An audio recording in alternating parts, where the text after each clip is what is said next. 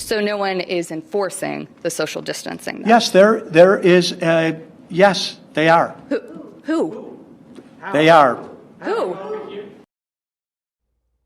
The governor was repeatedly asked the question, who is enforcing social distancing and other safety guidelines? Time and time again, he did not give a direct answer.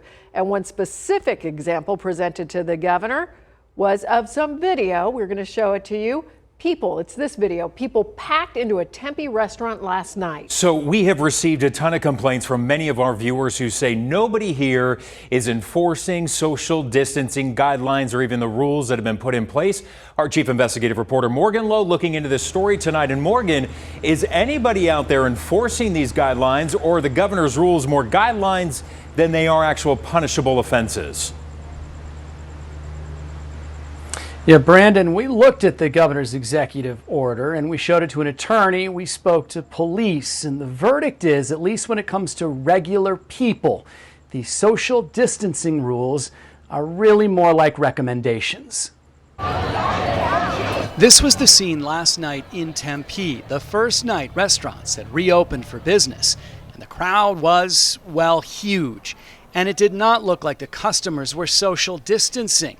Despite how this looked, police did not issue any citations, which led to exchanges like this one. So no one is enforcing the social distancing? Yes, there is. Yes, they are. Between reporters and Governor Doug Ducey today. I want to thank Tempe Police Department. But we have received complaints about parties taking place for the past month. This one in Central Phoenix on Cinco de Mayo lasted until 2:30 a.m.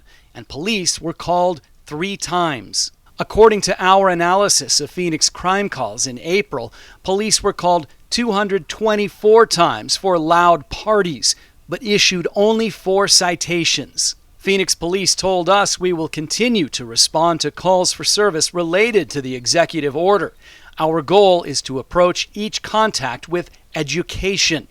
We took a look at the language in the executive order and found police departments may not have much of a choice. When it comes to people, are these orders really enforceable?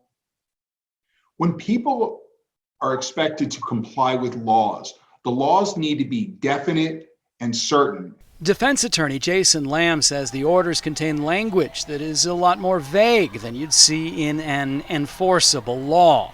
Respectfully, the governor's order as applied to individuals is more of a suggestion or recommendation that's subject to interpretation.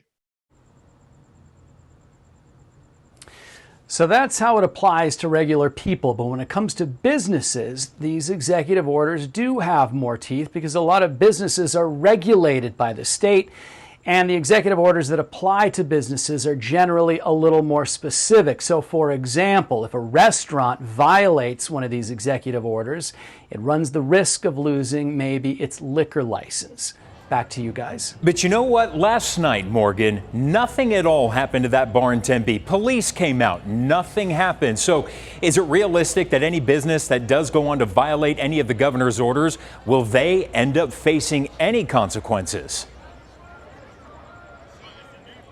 Yeah, the Tempe mayor released a statement just this evening that said that after looking at the video and the tweets and the pictures, that the mayor did believe there was a violation there and has ordered the police to cite restaurants that sort of do or allow to happen what was happening last night. Also requiring these restaurants to submit their plan with the city on how they are going to force people to socially distance. So I guess we're in this kind of holding pattern. Sit back and watch to see how these bars and restaurants and gyms go forward practicing all of these new social distancing guidelines, including wearing a mask. That is our chief investigative reporter Morgan Lowe looking into that story for us tonight.